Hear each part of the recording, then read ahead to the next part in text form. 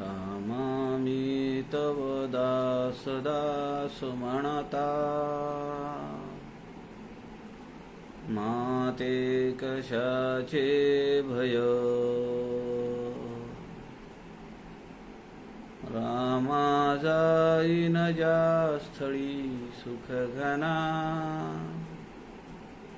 होईल तेथे जय. रामाया भुवनात्रयी तुझविणा, नाही तुझा तारक. रामा तू सकलार्थ पूर्ण करीशी, तू तात मी बालक.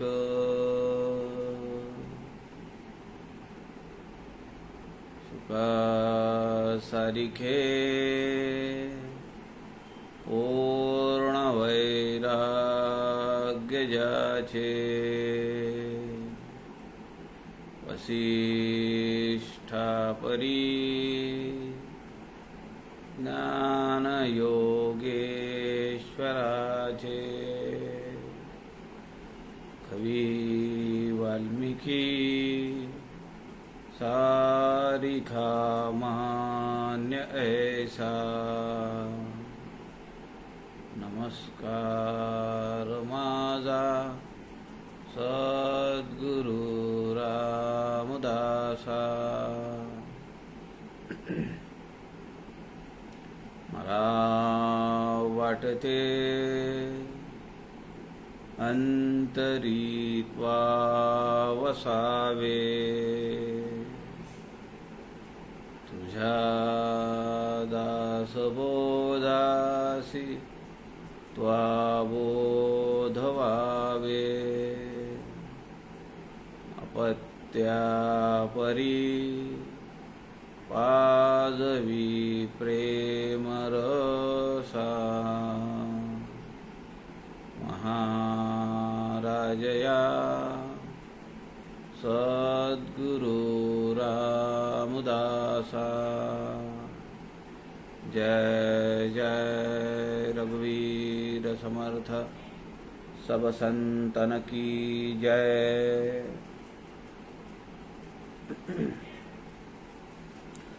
सज्जन हो, नमस्कार. सद्गुरु समर्थ रामदास स्वामींच्या वाङ्मयाचा अभ्यास व्हावा,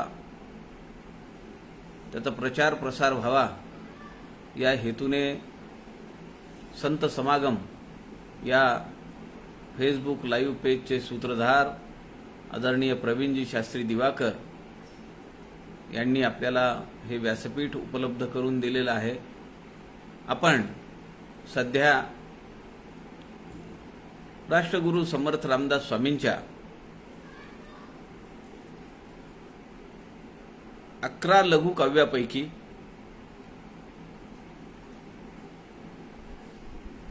जुना दासबोध अर्थात 21 समासी या समर्थांनी टाकळीतील तपाचरण काळामध्ये आपले पहिले मठपती उद्धव स्वामी आणि इतर शिष्यांना हा सांगितलेला ग्रंथ आहे. आपण या 21 समासी ग्रंथातील 10वा समास पाहतो आहोत, विविध शिकवण. या समासातील काल आपण 15 ओवीपर्यंत आलो होतो.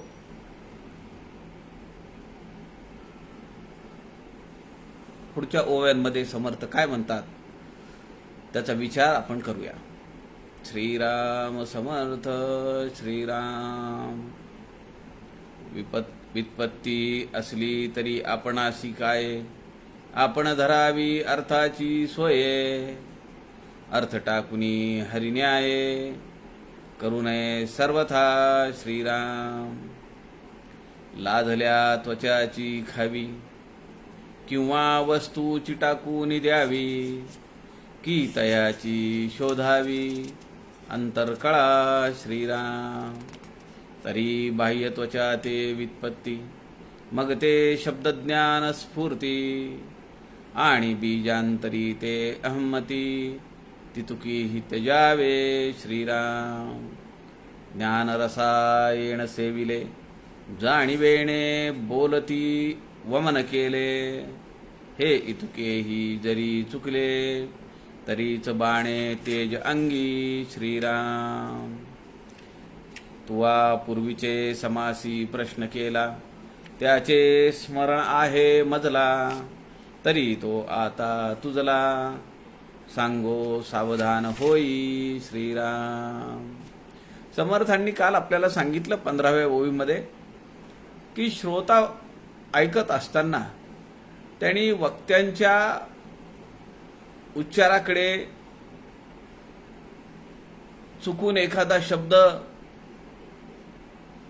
अयोग्य बाहेर पडला किंवा व्याकरणदृष्ट्या तो जर बरोबर नसला, अनुप्रास न जमणारा असला, यमक न जुळणारा असला, एखादी रचना बरोबर नाही अशी बाहेर पडली, तरी पण श्रोत्यांनी त्या गोष्टींकडे, त्या उणिवांकडे लक्ष देऊ नये. वक्त्याला सांगायचं काय आहे, त्याची तळमळ काय, त्या सांगण्याच्या पाठीमागचा भाव काय. मी आपल्याला काही शब्द काल बोलून दाखवले. डोकं आणि डोसकं. आता शब्दांच्या रचनेमध्ये फरक आहे, उच्चारामध्ये फरक आहे, पण सांगण्याचा भाव जर आपल्या लक्षात आला तर आपण ते व्याकरणदृष्ट्या किती चुकीचं ते बोलतायत असं आपल्या मनामध्ये आपण आणू नये. नुकसान झालं म्हणायच्या ऐवजी काही लोक नुकसान म्हणतात. एखादा शब्द असा येतो, मी उदाहरण आपल्याला दिलं, माय आणि आई. माय म्हणलं म्हणजे तो गावंडळ झाला, आई म्हणलं म्हणजे तो शहरातला झाला. शेवटी दोघांनाही आईचं ममत्व, आईचं प्रेम हे मान्यच आहे. समर्थ म्हणतायत, क्षराक्षर ज्ञानाची संपत्ती.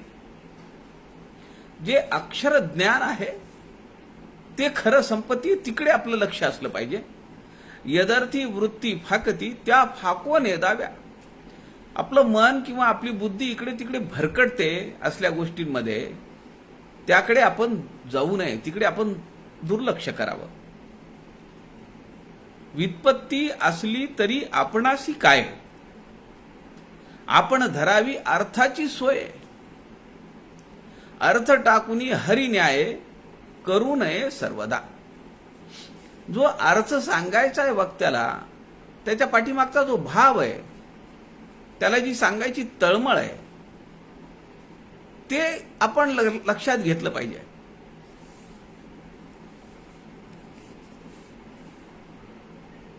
ते बाजूला सोडून आपण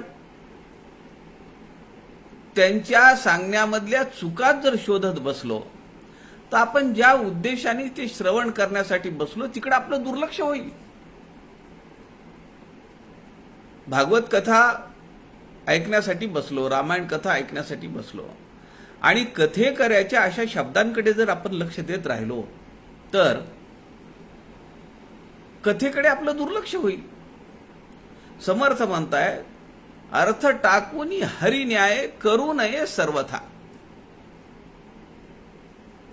समर्थ दासबोधामध्ये म्हणतात, वेश धरावा बाबळा, अंतरी असाव्या नाना कळा, सगट लोकांचा जिवाळा, सोडू नये श्रीराम.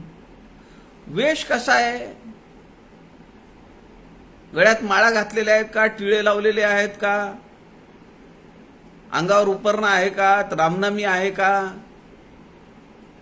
वेश असावा बावळा, परी अंतरी असाव्या नाना कळा. परंतु ते व्यक्तिमत्व थोडा वेळ लोकांचं दुर्लक्ष होईल. काय घातलंय, कसे आलेत बघा, कुणाचं लक्ष जाणार नाही. पण जेव्हा खरा कस लागतो तेव्हा लोकांच्या लक्षात येतं की अरे इसमें भी दम है,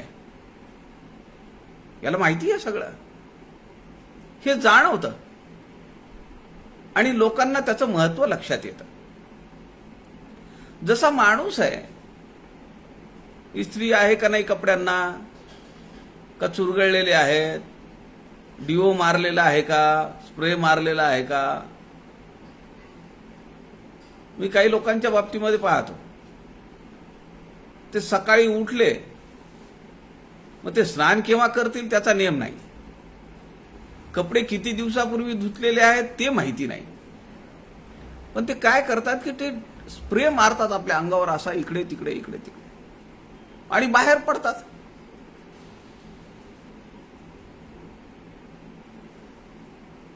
आतून अस्वच्छ किती आहे. माणसाचा वेश बावळा असू शकतो, पण आत त्याची बुद्धी तेज, त्याला असलेली विद्वत्ता, त्याचा अभ्यास, त्याची नम्रता, त्याचा प्रसंग तार्किकता, या सगळ्या गोष्टी, त्याची उंची वेगळी आहे हे समाजाला दाखवून देतात. तसं या ठिकाणी समर्थ म्हणतात की आपण धरावी अर्थाची सोय, आपण त्यातला अर्थ काय आहे, त्याच्या पाठीमागचं काय मतितार्थ आहे तो लक्षात घ्यावा, बाकी इकडे तिकडे लक्ष देऊ नये. लादल्या त्वचाची खावी किंवा वस्तूची टाकून द्यावी, की तयाची शोधावी अंतरकळा श्रीराम.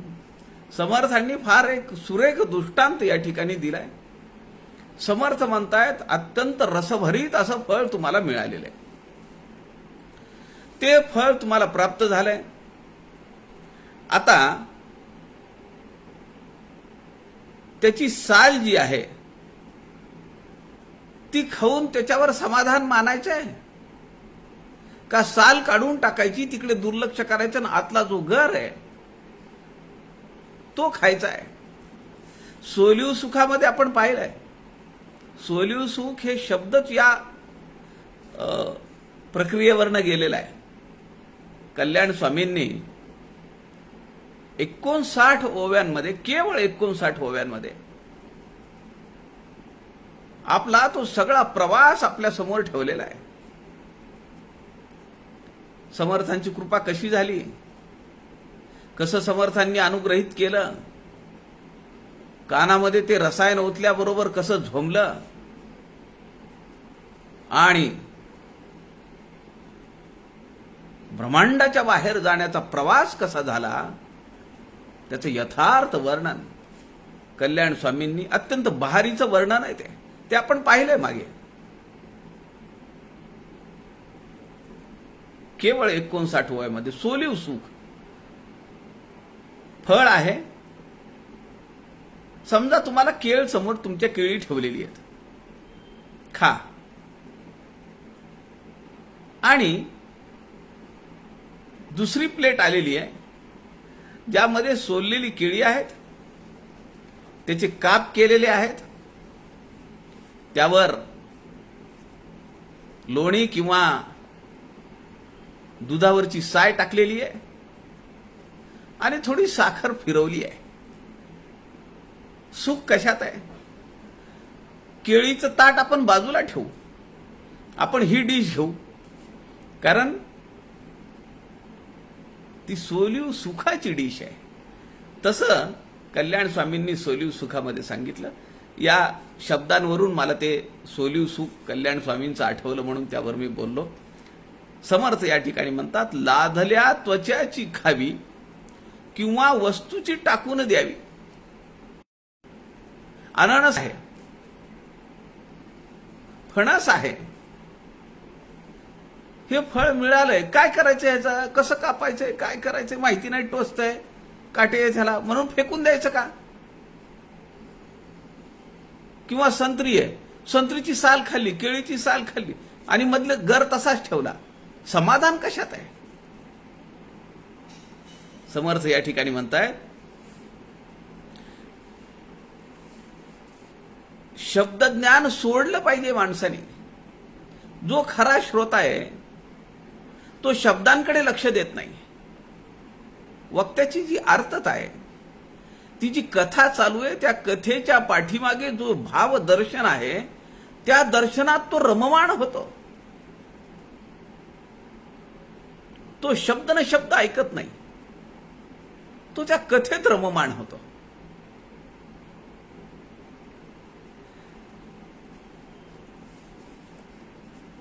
काय झालं, एकदा कथेत माणूस कसा रममाण होतो त्याचं उदाहरण मला आठवलं, मी सांगतो तुम्हाला. एक गुरुजी रामकथा सांगायचे आणि ती रामकथा सांगत असताना तो वनवास वगैरे जानकीचा ते सांगायचे नाहीत. त्यांना ते फार दुःख वाटायचं.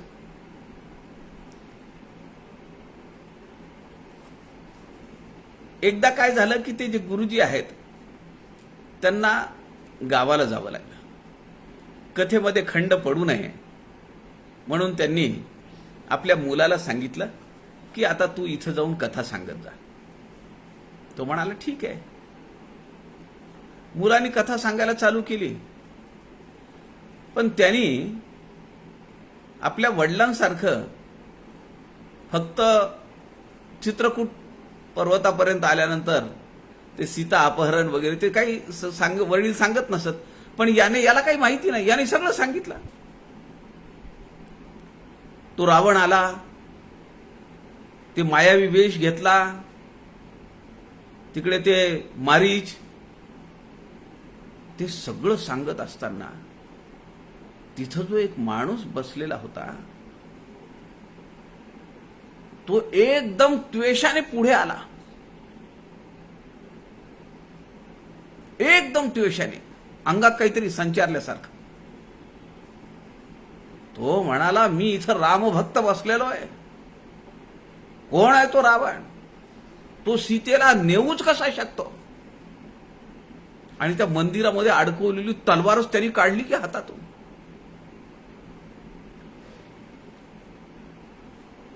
आता तो जो मुलगा आहे तो एकदम आश्चर्यचकित झाला, घाबरला तो.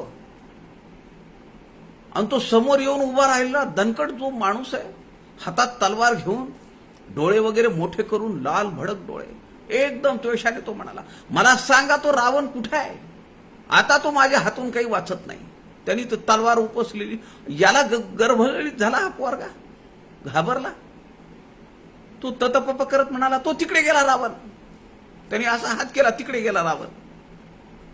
हा जो श्रोता आहे तो तिथून निघाला, ताडकन घोड्यावर बसला आणि भरधाव घोडा फेकला त्यांनी. घोडा पळतोय पळतोय पळतोय पळतोय. एक मोठा कडा आला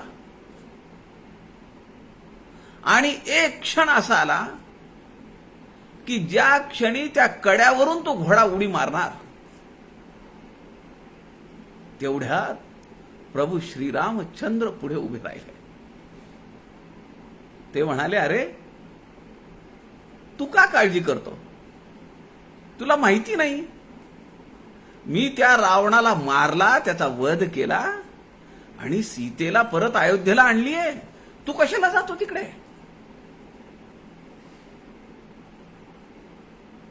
सज्जनो, कथा काय सांगतीये?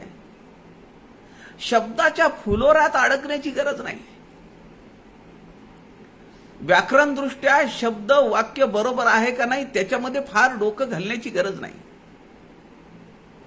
त्याचा मतिता अर्थ घ्या. आतला जो गर आहे तो खाण्याशी मतलब आहे. सालीकडे कशाला दुर्लक्ष, सालीकडे कशाला लक्ष द्यायचं?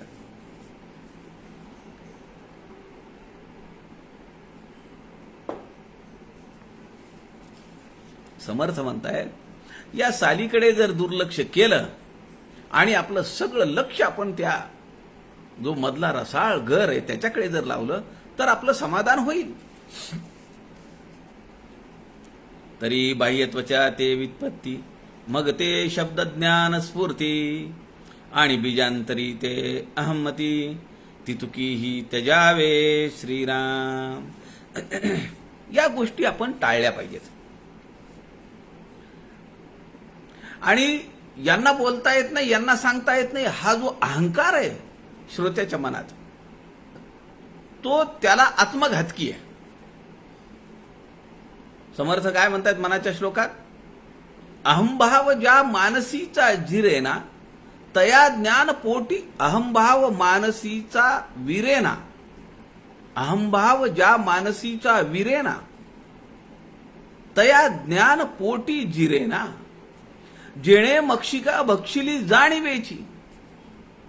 माशीत जर ती त्याच्या पोटात जाणीवेची गेली, तया भोजना रुची प्राप्त कायची. त्याला ते अन्न खावं कसं वाटेल, मळमळ करेल, डचमळेल.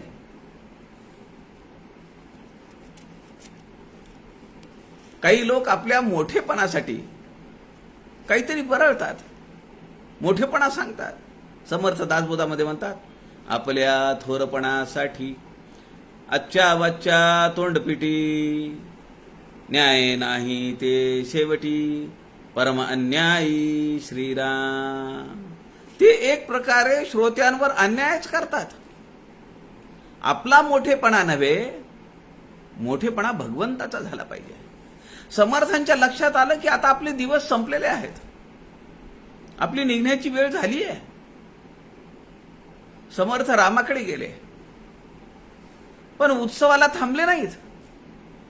रामाचं दर्शन घेतलं आणि गडावर आले. चाफळला जर समर्थांचा देह पडता, तर समर्थांचं, भक्तांचं सगळं लक्ष समर्थांकडे राहिलं असतं, त्यांच्या मंदिराकडे राहिलं असतं, त्यांच्या समाधीकडे राहिलं असतं. म्हणून समर्थ चाफळवून निघाले आणि गडावर आले आणि आपला देह गडावर सोडला. संभाजीराजांना लिहिलेल्या पत्रामध्ये समर्थ म्हणतात, देवालय रामाचे व्हावे. आज जे आपण मंदिर पाहतो, ती मेघडंबरी वगैरे पाहतो, ती सगळी संभाजीराजांनी बांधलेली आहे, समर्थांच्या सूचनेप्रमाणे. आपलं मोठेपण नाही, भगवंताचं मोठेपण असलं पाहिजे. ज्ञान रसायन सेविले, जाणीवेने बोलती व मन केले. हे इतुकेही जरी चुकले, तरीच बाणे तेज अंगी श्रीराम. ज्ञान रसायन सेविले, जाणीवेने बोलती व मन केले. ज्ञान मिळालंय, त्याचं सेवन केलंय, पण ते पचलं पाहिजे, पचवलं पाहिजे. ते जर पचलं नाही तर अजीर्ण होतं. ते जर ज्ञान पचलं नाही तर अजीर्ण होतं किंवा उलटी म्हणून बाहेर पडतं. त्याला समर्थांनी इथं वमन नाव दिलंय. ज्ञान रसायन सेविले, जाणीवेने बोलती वमन केले. हे इतुकेही जरी चुकले, तरीच बाणे तेज अंगी. ते पचवता आलं पाहिजे. अहंकार नाही डेव्हलप झाला पाहिजे.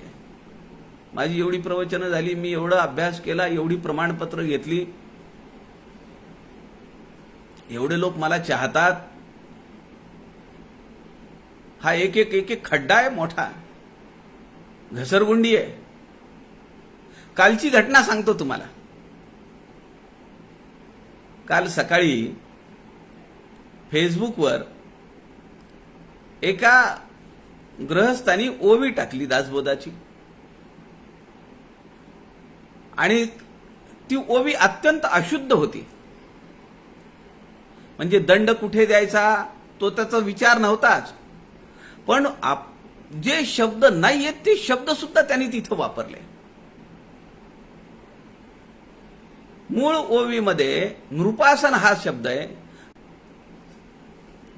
जो मूळ ओवीमध्ये नृपासन शब्द यांनी सिंहासन वापरला. मूळ ओवीमध्ये विष्ठाय यांनी शेण वापरलं. आता एखाद्याच्या डोक्यातच हे भरलेलं असेल तर ते तोच वापरणार. आणि खाली लिहिलंय की दासबोधातल्या या दशकातल्या या समासातली ही ओवी आहे.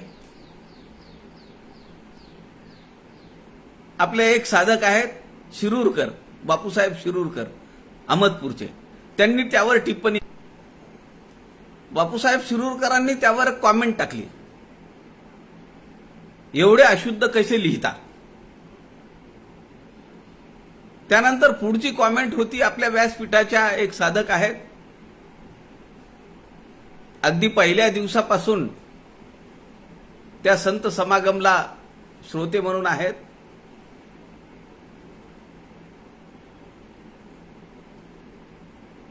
विवेचन लिहितात, अभ्यास चांगला आहे, समर्थ विद्यापीठाच्या समीक्षक आहेत, अशा त्या अपर्णा वांगीकर. त्यांनी लिहिलं, समर्थांच्या दासबोधातली ओवी लिहिताना शुद्धता ठेवावी, असं काहीतरी त्यांनी लिहिलं. मला लक्षात येईना की ही ओवी हा शब्द नाहीच आहे त्या ओवीमध्ये. मला खात्री होती की ही ओवी नाहीये, असे शब्द वापरलेच नाहीत. म्हणून मी तो दशक समास लगेच दासबोध काढला, दशक समास पाहिला. अहो, मला एवढं आश्चर्य वाटलं की त्या समासामध्ये केवळ 22च ओव्या आहेत आणि यांनी 27वी ओवी म्हणून ती लिहिली. मग माझी अजून लक्षात आलं की 27वी ओवी कुठल्या समासातली आहे. पुन्हा अजून मी मागे पुढे चाललं, दुसऱ्या एका समासामध्ये 27वी ओवी आहे, परंतु त्यात हे शब्दच नाही आहेत. तिथं सिंहासन लिहिलं, याने नृपासन वापरलं. तिचं विष्ठा लिहिलं, याने शेण वापरलं. समर्थ या ठिकाणी म्हणतायत, ज्ञान रसायन सेविले, तुला ज्ञान प्राप्त करण्याची सुविधा प्राप्त झाली आहे, भाग्याने तुला ते प्रसंग मिळालाय, पण ते अजीर्ण झालं. म्हणून अशा फालतू बकवास करतात लोक. मग म्हणलं आता यालाच काहीतरी सुनावलं तर पाहिजे, आणि ते समर्थांच्या शब्दात सुनावलं पाहिजे. म्हणून मी मूर्ख लक्षणातली ओवी शोधली, 2:1:70.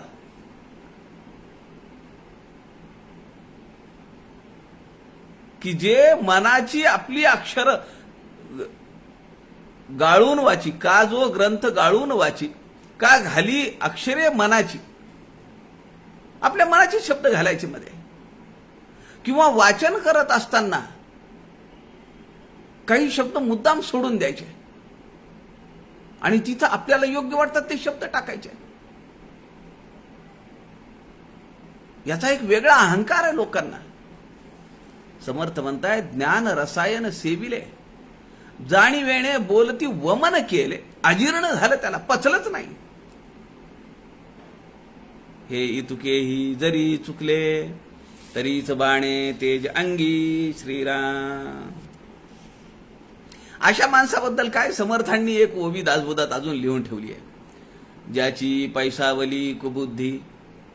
जी बुद्धी नाहीये, कुबुद्धी आहे, पण असं हे ज्ञान घेऊन त्यांनी त्याच्या कुबुद्धीला वाढवलंय, व्यापकता आणली आहे. ज्याची पैसावली कुबुद्धी, तेथे कैची असेल शुद्धी, कुबुद्धी त्याची सुबुद्धी, ऐसे वाटे श्रीराम. त्याला वाटतं मी जे सांगतोय, मी जे बोलतोय तेच खरंय.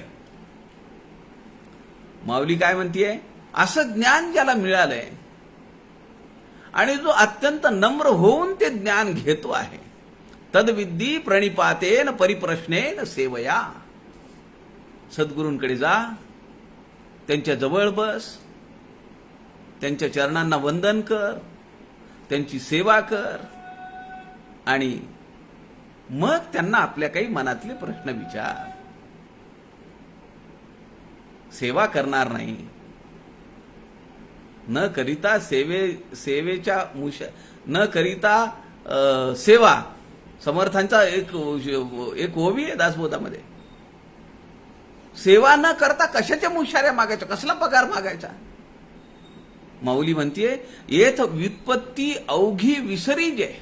तुम्ही किती ज्ञानी आहात, तुम्हाला किती विद्वत्ता आहे, तुमच्याकडे किती प्रमाणपत्र घरामध्ये फ्रेम करून लावलेली आहेत, ते सगळं विसरायचं. येथ व्युत्पत्ती अवघी विसरी जे, थोरपण परा सांडी जे. तुझा मोठेपणा जो आहे ना, ते पार गावाच्या बाहेर टाकून ये. देशधडी जगी धाकुटा होई जे. जगाच्या समोर मोठेपणा नको. लहान हो, नम्र भाव ठेव. जगी धाकुटा होई जे तया जवळीक माझी. आतली गोष्ट ही भगवंताला सुद्धा कुणाला स्वतःला जर अहंकार आलेला असेल तर तू त्याला खपत नाही.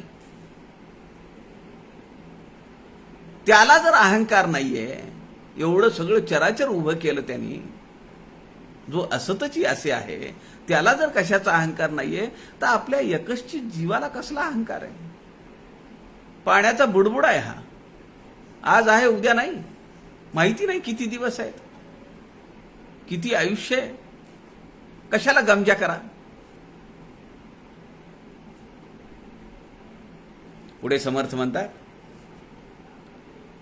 तुवा पूर्वीचे समासी प्रश्न केला, त्याचे स्मरण आहे मजला. तरी तो आता तुझला, सांगो सावधान होई श्रीराम. परी जे तुझ मागितले, त्याचे उत्तर नाही आले. तरी तुझ मागता कैसे वाटले, ते यथार्थची सांग आता श्रीराम. समर्थांनी इथं एकदम टर्न घेतलाय या समासामध्ये.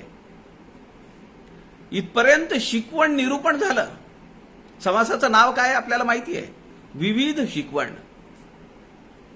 अनेक गोष्टी समर्थांनी सांगितल्या. श्रवण केलं पाहिजे, श्रवण करताना काय काळजी घेतली पाहिजे, ते ज्ञान पचण्यासाठी काय काय गोष्टी आवश्यक आहेत, नाही तर काय होऊ शकतं, त्याचा गैरवापर झाला तर, हे सगळं सांगितलं. आणि एकदम समर्थांनी इथं टर्न घेतला आणि त्याला स्मरण करून दिलं. अरे बाळा, तुवा पूर्वीचे समासी प्रश्न केला. तू मागच्या समासामध्ये मला एक प्रश्न विचारला होतास, त्याचे स्मरण आहे मजला. मला त्याची आठवण आहे बरं, मी विसरलेलो नाहीये. तरी तो आता तुझला, सांगो सावधान होईजे. निरभिमान शांती 9वा समास, त्यामध्ये आपण तो प्रश्न ऐकलेला आहे. तव शिष्ये विनविले, म्हणे स्वामी नवचे हे टाकिले. हे ऐकता मनी संक्रमले, आशंकेचे बिडार श्रीराम. टाका बेसे माझी मनी, परी हे ढळेना जवळुनी. तरी असी काय करावे मज लागुनी, सांगिजो स्वामी श्रीराम.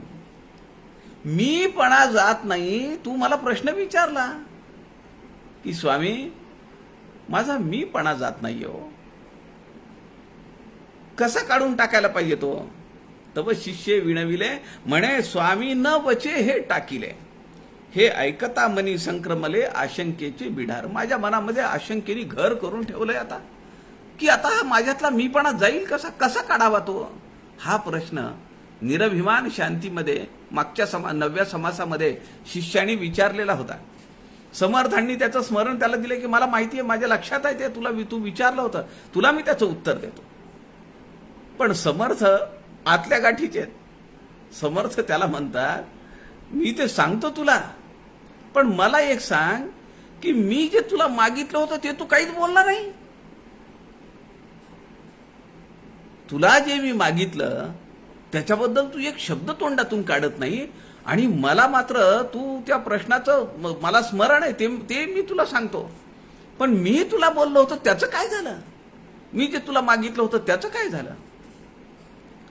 परी जे तुझं मागितले, त्याचे उत्तर नाही आले. तरी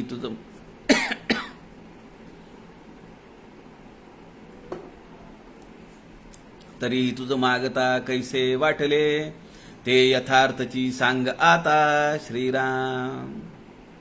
समर्थ म्हणतात, मी जे तुला मागितलं होतं त्याचं तर तू काही बोलला नाही. देतो, नाही देत, उद्या देतो, परवा देतो, थांबा थोडं, तिथं काही बोलला नाही तू. आता तू म्हणे प्रामाणिकपणे मला सांगितलं पाहिजे खरं काय. समर्थ पुढे म्हणतात, देववेल की देववेना. देशील की नाही, का द्यावं वाटत नाही. देववेल की देववेना, किंवा लालूची वाटते मना.